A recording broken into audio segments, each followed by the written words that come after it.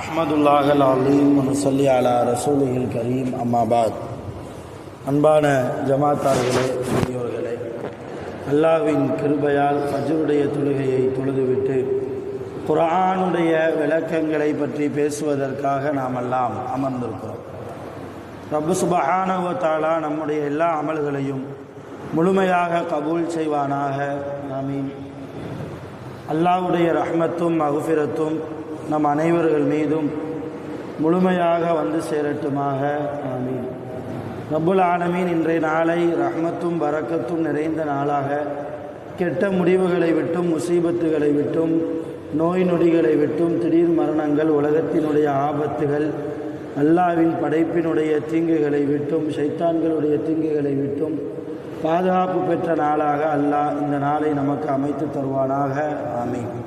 சங்கையானவர்களே, அரஐத்தல்லதி யுகத்திபு பித்தீன் என்கிற சூறாவில் நேற்றைய தினம் சுபு பயானில் கியாமத் நாளை பொய்ப்படுத்தக்கூடியவர்களை நபியே நீங்கள் பார்த்திருக்கிறீர்களா? ஃபதாலிகல்லதி யதுஉல் யதீம், அவர்கள் எப்படிப்பட்டவர்கள் என்றால் அனாதைகளை விரட்டுவார்கள். வலா யஹுல்லு அலா தஆமில் மிஸ்கீன், இன்னும் அவர்கள் ஏழைகளுக்கு உணவு கொடுப்பதற்கு தூண்ட மாட்டார்கள் என்று அல்லாஹ் ஏழைகளுக்கு உணவு கொடுப்பதற்கு யாரெல்லாம் தடையாக தூண்டாமல் இருக்கிறார்களோ, அனாதைகளை யாரெல்லாம் விரட்டி விடுகிறார்களோ, இவர்களெல்லாம் பெயரளவில் முஸ்லிம்களாக இருந்தாலும் அல்லாஹ்வுடைய பார்வையில் குர்ஆனுடைய விளக்கத்தில் கியாமத் நாளை பொய்ப்படுத்தியவர்கள் என்று இந்த 3 ஆயத்துகளின் மூலமாக நமக்கு தெரிய வருகிறது. இந்த விஷயத்தை குறித்து விரிவாக விளக்கமாக வரலாறுகளை எல்லாம் நேற்றைய தினம் நாம் பேசியிருக்கிறோம். அடுத்த ஆயத்திலே அல்லாஹ் அரஐத்தல்லதி சூறாவிலே சொல்கிறான், ஃபவைலுல் லில் முஸல்லீன். வைல் என்றால் ஒரு நரகத்திற்கு பெயர். நரகம் பல படித்தரம் இருக்கிறது, நரகத்தில் பல ஸ்டேஜ் இருக்கிறது. அதில் மிக மோசமான நரகம், மிக கடுமையான கொடூரமான வேதனைகளை கொண்ட நரகம் இந்த வைல் என்கிற நரகம். மற்ற நரகங்கள் எல்லாம் அல்லாஹ்விடத்திலேயே துஆ கேட்குமா, யா அல்லாஹ் எங்களை இந்த வைலோடு சேர்த்து விடாதே. துஆ கேட்பது யார்?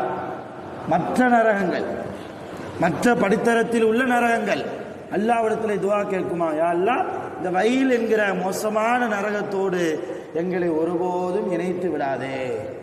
அவ்வளவு மோசமான வேதனைகளும் தாங்கிக் கொள்ள முடியாத ஒரு அதாபை நிறைந்த உள்ளடக்கிய ஒரு நரகம்தான் வைல் என்கிற நரகம். இந்த வைல் என்கிற நரகம் யாருக்கு தெரியுமா? அல்லாஹ் அதைத்தான் சொல்றான். கேட்டால் ஆச்சரியமா இருக்கும். ஃபவைலுல் லில் முஸல்லீன். முஸல்லீன்னா யாரு? தொழுகையாளி. வைல் என்கிற நரகம், தொழுகையாளிக்கு வைல் என்கிற நரகம் இருக்கிறது என்கிறான் அல்லாஹ்.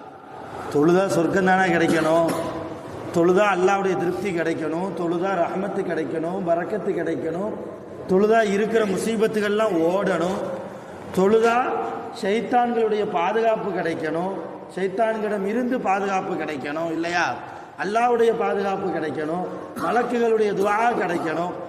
இப்போ இப்படித்தான் நம்ம கேள்விப்பட்டிருக்கிறோம். ஆனால் இங்கே அல்லாஹ் என்ன சொல்கிறான்? ஃபவைலுல் லில் முஸல்லீன், தொழுதால் வைல் என்கிற நரகம், தொழுகையாளிகளுக்கெல்லாம் வைல் என்கிற நரகம். அடுத்த ஆயத்தில் சொல்றான், எப்படிப்பட்ட தொழுகையாளி தெரியுமா? எல்லா தொழுகையாளிக்கும் இல்லை, யார் தக்வாவோடு அல்லாஹ்வுக்காக மாத்திரம், அல்லாஹ்வுக்காக மட்டும் இறை அச்சத்தோடு இஹ்லாஸோடு தூய்மையான எண்ணத்தோடு அல்லாஹ்வை பயந்த நிலையில், கியாமத்தை பயந்த நிலையில், நரகத்தை, கபருடைய வேதனையை, அல்லாஹ்வுடைய கேள்வி கணக்குகளை எல்லாம் பயந்த நிலையில் யார் தொழுவாரோ அவருக்கு இந்த வைல் என்கிற நரகம் கிடையாது. வேற யாருக்கு தெரியுமா? அடுத்த ஆயத்தில் அல்லாஹ் சொல்றான், அல்லதீனஹும் அன் ஸலாத்திஹிம் சாஹூன். தொழுகையில் எவர் பாராமுகமாக, கவனக்குறைவாக, பொடுபோக்காக இருப்பாரோ அப்படிப்பட்ட தொழுகையாளிக்கு வயல் என்கிற நரகம். தொழாம கூட இருந்துடலாம், அல்லாஹ் நான்னா மன்னிச்சிருவான் இல்லையா? அவன் அஃபு, அவன் மன்னிக்கக்கூடியவன். அவன் கஃபூர், அவன் ரஹீம், அவன் இறக்கமுடையவன், மன்னிச்சிருவான். ஆனால் தொழுகை வர்றேங்கிற பெயரில் தொழுகையின் தக்பீர் கட்டியதற்கு பின்னால் ஒரு மாதிரி ஒரு அசால்ட்டு தன்மை, ஒரு பொடுபோக்கு இல்லையா? தராவியில் 1.5 மணி நேரத்துக்கு மேலே போயிடுச்சுன்னா காலெலாம் வலிக்கும். எப்பந்தான் ஆலிம்சா ஓதி முடிப்பாரோ, 1 மணி நேரத்துக்கு மேலே தொலை வைக்கிறார. இப்படிப்பட்ட தொழுகையாளிக்கு வயல் என்கிற நரகம்தான். இப்போ தொழுகையில் பொடுபோக்காக இருந்தால், தொழுகை விஷயத்தில் அசால்ட்டாக இருந்தால், நாளைக்கு தொழுதுக்கலாம், நாளை கழிச்சு தொழுதுக்கலாம். இந்த இப்போ லுகர்லேருந்து தொழலாம் சார், லுகர் தொழலான்னு நினச்சேன், இந்த அறந்தாங்கி வரையும் போயிட்டேன். சரி, அசர்லேருந்து தொழுகை எடுக்கலாம். சரி, அசரில் வீட்டில் கொஞ்சம் வேலையாகி போச்சு, சரி நைட் ஆயிடுச்சு, மறுபடியும் ஃபஜ்ர்லேருந்து ஆரம்பிப்போம். இப்படியே எந்த தொழுகையாளி தொழுகை விஷயத்தில் கவனக்குறைவாக இருக்கிறாரோ இவர் தொழுதும் பிரயோஜனம் இல்லை. இவருக்கு என்ன நரகம்? என்ன நரகங்க? வயல் என்கிற நரகம். இன்றைக்கு தொழுகையினுடைய எப்படி வரணும், எந்த நிலைமையில் நிற்கணும், நம்முடைய உடல் உறுப்புகள் எல்லாம் எந்த திசையை நோக்கி இருக்கணும் தெரிகிறதில்லை, சொல்லிக் கொடுக்கப்படுறதும் இல்லை. நமக்கு யாரும் சொல்லித்தரல, நம்ம குழந்தைகளுக்கும் நம்ம சொல்லித்தர்றதில்லை, நம்ம மனைவி பிள்ளைகளுக்கும் நம்ம சொல்லிக் கொடுக்கறதில்லை.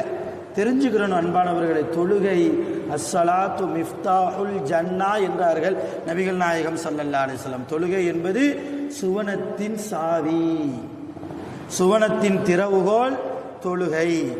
தொழுகை என்கிற சாவி இருந்தால்தான் சுவனத்து வாசலை நம்மால் திறந்து கொண்டு உள்ளே போக முடியும். சுவனத்து சாவியாக இருக்கக்கூடிய தொழுகையை நாம் எப்படி தொழுகிறோம்? இது யோசிங்க. வர்றார், எப்படி நிற்கிறோம்? நியத்து செஞ்சிருவோம், ஒழு செஞ்சுருவோம், நல்ல முறையில் ஒழு செஞ்சுருவோம், நல்ல தூய்மையான ஆடையை உடுத்திடுவோம், தொழுவுக்கு உண்டான இடமெல்லாம் சுத்தமாக ஆக்கி வச்சுருவோம், வந்து சஃபில் வந்து நிற்கிறோம். ஒரு இமாமை பின்பற்றி தொழுவதற்காக அல்லது தனியாக தொழுவதற்காக வந்து நிற்கிறோம். எப்படி நிற்கணுங்க? கிபிலாவை முன்னோக்கி நிற்கணும். இதுதான் தெரியும் எல்லாருக்கும். ஏன்னா நியத்தை அப்படித்தான் வைப்போம். அல்லா ஃபஜ்ருடைய 2 ரக்காயத்தை, ஃபர்லான 2 ரக்காயத்தை கிபிலாவை முன்னோக்கி இமாமை பின்தொடர்ந்து அல்லாவுக்காக தொழுகிறேன், அப்படித்தான் நியத்தை வைப்போம். கிபிலாவை முன்னோக்கி என்றால் என்ன அர்த்தம், என்ன விளக்கம்? முகம் மட்டுமா கிபிலாவை முன்னோக்கணும்? உடம்பில் உள்ள முன்பாகங்கள் அத்தனை கிபிலாவை முன்னோக்கணும். கால்கள் உள்பட, காலுடைய விரல்கள் உள்பட கிபிலாவை முன்னோக்கணும். ஒரு ஆள் வந்து நிற்கிறாரு, இப்படி விரிச்சுக்கு நிற்கிறாருன்னு வைங்க, காலை தெற்கையும் வடக்கையும். தொழுக மக்ரூ, தொழுக கூடும், ஆனால் மக்ரூ, குறையுடன் கூடும் தொழுகை. இது அவர் தொடர்ந்து செஞ்சாருன்னா ஒரு மக்ரூகான காரியத்தை, மக்ரூவனை வெறுக்கக்கூடிய காரியம்னு அர்த்தம். ஒரு ஆள் மக்ரூகான காரியத்தை தொடர்ந்து செஞ்சா அது ஹராமுடைய அந்தஸ்துல போய் நிற்கும். அப்ப அவர் தொழுகையில இப்படியே காலை வச்சுக்கு நின்றாருன்னா ஹராமுடைய அந்தஸ்து. இப்ப தொழுகையில ஹராம கொண்டு வந்தா அந்த தொழுகை கூடுமா? கூடாது. இப்ப கால்களை வைக்கிற போது 10 விரல்களும் கால் விரல்களும் கிபிலாவை முன்னோக்கி இருக்கிறதா பார்க்கணும் புரிஞ்சு. ஏதோ வந்து சஃப்ல வந்து நின்றுட்டோம் அப்படின்னு ஏனோ தானமா நிறைய பேர் வர்றது, அப்படி நிற்கிறது, அல்லாஹ் அக்பர் தக்பீர் கட்டிடுறது, எந்த பிரயோஜனமும் இல்லை. 2 ரக்காத்து தொழுதாலும் அது 2 நிமிஷ தொழுகையாக இருந்தாலும் தொழுகையினுடைய சட்டங்களை பேணி தொழணும். எப்படி தொழணுமோ அப்படி தொழணும். ஏதோ வந்துட்டோம் தக்பீர் கட்டுறோம் அப்படி அல்ல, அது தொழுகையே அல்ல. அது சும்மா குனிறாரு படுக்காருன்னு அர்த்தம். அதே மாதிரி தக்பீர் கட்டுவோம், கிபிலால நின்றுவோம், கிபிலாவை முன்னோக்கி தக்பீர் கட்டுறோம். நிறைய பேர் இப்படி தக்பீர் கட்டுறது, இப்படி காதுடைய சோனைகளை தொட்டு கையை இப்படி கன்னங்களை பார்க்கிற வைக்கிற மாதிரி இந்த உள்ளங்கையை இப்படி வச்சு தக்பீரே கூடாது. தக்பீர் கட்டுகிற போது 2 உள்ளங்கைகளும் கிப்லாவை முன்னோக்கணும். கிப்லாவை முன்னோக்கி இருக்கணும். இப்படி கட்டுறது, இப்படி கட்டுறது, அல்லாஹ் அக்பர்னு கட்டுறது, இப்படி கட்டுறது. காதினுடைய சோனைகளை தொடுவதாக இருந்தால் கிப்லாவை முன்னோக்கி இருக்கணும் 2 உள்ளங்கையும். இன்னும் சொல்ல போனால் காதினுடைய சோனைகளை தொட வேண்டிய அவசியமும் இல்லை. தோல் புஜம் இருக்குல்லங்க, இது வரைக்கும் உயர்த்தினாலே போதும். தோல் புஜம் ஷாஃபி மதுகப்பில் நெஞ்சு வரைக்கும் உயர்த்தி இப்படி தக்பீர் கட்டினா கூட கூடும். ஹனஃபி மதுகப்பில் தோல் புஜம், இந்த தோள்பட்டை இருக்கு இல்லையா, இந்த தோள்பட்டைக்கு நேராக 2 கைகளையும் கிப்லாவை முன்னோக்கி வைத்து அல்லாஹு அக்பர் இப்படி கட்டக்கூடாது, இப்படியும் கட்டக்கூடாது, தொழுகக்கூடாது. சரி, தக்பீர் கட்டுறமே எப்படி கைகளை கட்டுறோம்? சில பேர் இப்படி, சில பேர் இப்படி இல்லையா, சில பேர் இப்படி, சில பேர் நல்லா கெட்டியாக பிடிச்சிக்கிடுவார், கலண்டு கீழே உழுவுற மாதிரி. என்னமோ இடது கை கலந்து கீழே உளுந்துடுற மாதிரி அப்படி கெட்டியாக பிடிச்சிக்கிடுவார். தக்பீர் கூடாது. அப்புறம் எப்படி கெட்டணும்? வலது கையினுடைய சுண்டு விரல், பெருவிரல், இந்த 2 விரல்களை கொண்டு இடது கையினுடைய மணிக்கெட்டில் இப்படி பிடிக்கணும். மணிக்கெட்டில் இப்படி பிடிச்சி இந்த 3 விரலை இப்படி வைக்கணும். அல்லாஹு அக்பர், இதுதான் தக்பீர் கட்டுகிற முறை. இப்படி வைப்பதோ அல்லது இப்படி வைப்பதோ அல்லது இப்படி வைப்பதோ இப்படி பிடிப்பதோ கூடாது. ஹனஃபி மதுகபில் கூடாது. ஷாஃபி மதுகபில் இப்படி வச்சா கூடும், இப்படி வைத்தால் கூட கூடும் ஷாஃபி மதுகபில். இன்னொன்று நீங்கள் தெரியணும், இங்கே உங்களுக்கு நான் சொல்லித்தர்றதை வீட்டில் வீட்டம்மாட்ட போய் சொல்லவும் கூடாது. ஏன்னா பெண்களுக்கு தொழுகையினுடைய முறை வேறு, அவங்க தக்பீர் கட்டுற முறை வேறு. நீங்கள் இதை போய் ஆலிம்ஸை இப்படி சொல்லி தந்தாங்க, நீங்கள் நிம்மளத்துக்கு இப்படி தக்பீர் கட்டுங்கன்னு சொன்னீங்கன்னா அவங்க தொழுகை கூடாமல் போயிடும். இன்ஷா அல்லாஹ் பெண்கள் பயான் வைக்கிற போது நாம் அவங்களுக்கு உண்டான தொழுகை முறையை நம்ம அங்கே சொல்லிக் கொடுப்போம் இன்ஷா அல்லாஹ். இங்கே ஆண்களாக இருக்கக்கூடிய நாம் எப்படி தோழணும், இப்படி தான் தக்பீர் கட்டணும். சரி, எங்கே கட்டுறது? 2 முறை இருக்குது. ஒன்று தொப்புளுக்கு கீழே அல்லது தொப்புளுக்கு மேலே. நெஞ்சில் கட்டுறது கூடாது. நெஞ்சில் கட்டுவது பலகீனமான ஹதீஸ்.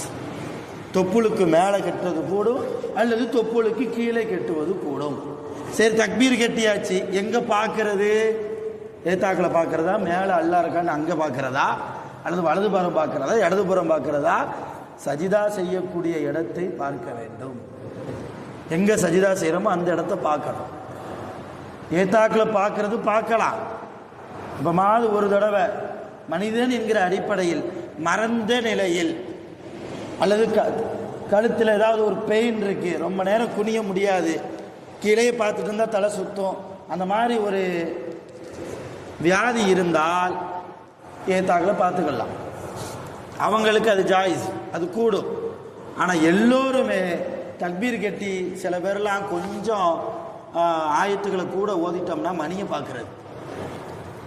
முதல் ரக்காயத்தை 5 நிமிஷத்துக்கு மேலே வைக்கிறாரு அலிம்சா, இன்னும் 3 ரக்காயத்து இருக்க நின்றுக்கிட்டே இருக்கிறார, அப்படி பார்க்குறாரு. தொழுகை கூடாமலே போயிடும். அருமையான பெருமக்களை, தொழுகை விஷயத்தை மட்டும் 1 மணி நேரம் பயான் பேசலாம். இப்படி சில நுணுக்கமான விஷயங்கள் நிறைய இருக்கிறது. தொடர்ந்து நாம் பேசுவோம். தொழுகையை கூடுமான வரைக்கும் எப்படி தொழ வேண்டும் என்பதை தெரிந்து தொழுது கொள்ளுங்கள். வல்ல ரஹ்மான் நம் அனைவர்களுக்கும் அருள் புரிவானாக. ஆகிரு தஅவானா அல்ஹம்துலில்லாஹி ரப்பில் ஆலமீன். சுப்ஹானல்லாஹி வ பிஹம்திஹி சுப்ஹானல்லாஹி வ பிஹம்திஹி அஷ்ஹது அன் லா இலாஹா இல்லா அன்த அஸ்தக்ஃபிருக வ அத்தூபு இலைக். சுப்ஹானல்லாஹி ரப்பில் இஸ்ஸத்தி அம்மா யசிஃபூன் வ ஸலாமுன் அலல் முர்ஸலீன் வல்ஹம்துலில்லாஹி ரப்பில் ஆலமீன். ஸல்லல்லாஹு அலைஹி வஸல்லம்.